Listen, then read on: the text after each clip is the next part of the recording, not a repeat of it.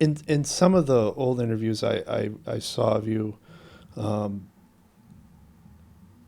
you had talked a little bit about how the research didn't include walkers, or the testing didn't include walkers. Do you know if the USDA has changed their approach in testing?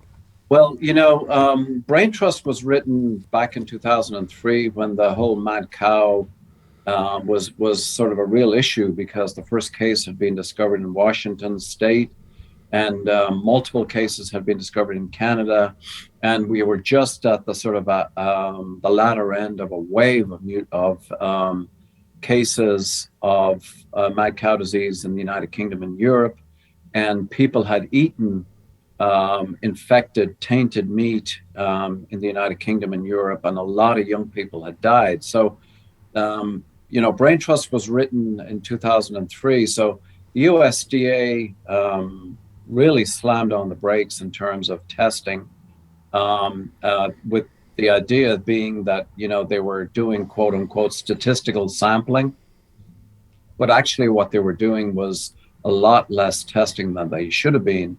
And in fact, there was a famous case, it might be in the Brain Trust book, where a private company decided to go ahead and do testing. Oh, sorry, my cell phone just went off there. That's okay. So they decided to do testing, and the USDA shut them down because they were testing outside of what the USDA considered acceptable. And the idea was that they were opening their doors towards private ranchers who wanted to know whether or not this infectious entity was in their cattle. So a lot of people wanted testing to accelerate, but the USDA slammed on the brakes. So in the interim period, there has not been an increase in testing. There's actually been a decrease in testing over time. So if there was sort of low levels of this, mad cow disease (BSE) being transmitted in the United States cattle herds, then the chances are it would not be detected these days. Oh, interesting. Um, I was hoping for better news. Yeah, well, it's kind of gone off the radar for a lot of people. And, since Brain Trust was written, the science has progressed tremendously.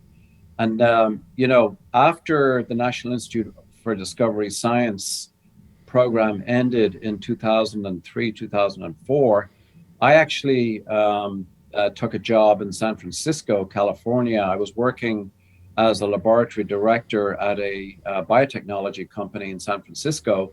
And just by sort of coincidence, actually, one of the research arms that was being conducted at this company was looking exactly at the kinds of alternative prion conformations that were possible.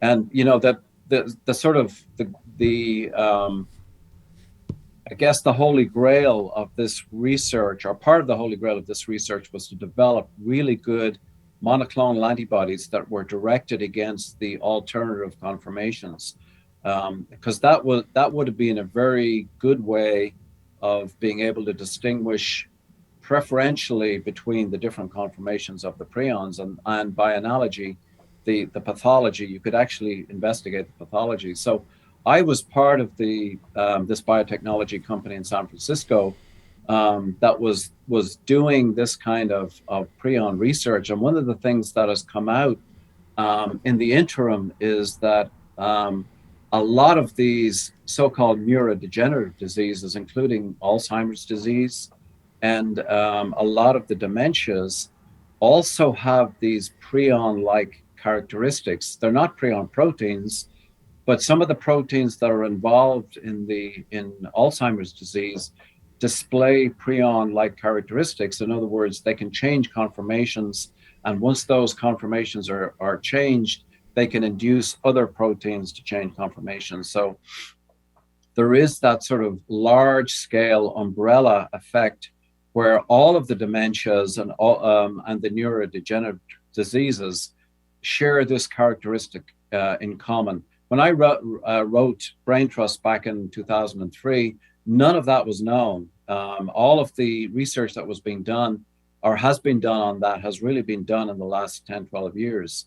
So it's got to the stage now where there's a lot of overlap in the thinking with the large Alzheimer's epidemic that that we're in the middle of, and the fact that the proteins in Alzheimer's display prion-like characteristics in terms of quote unquote infectious behavior.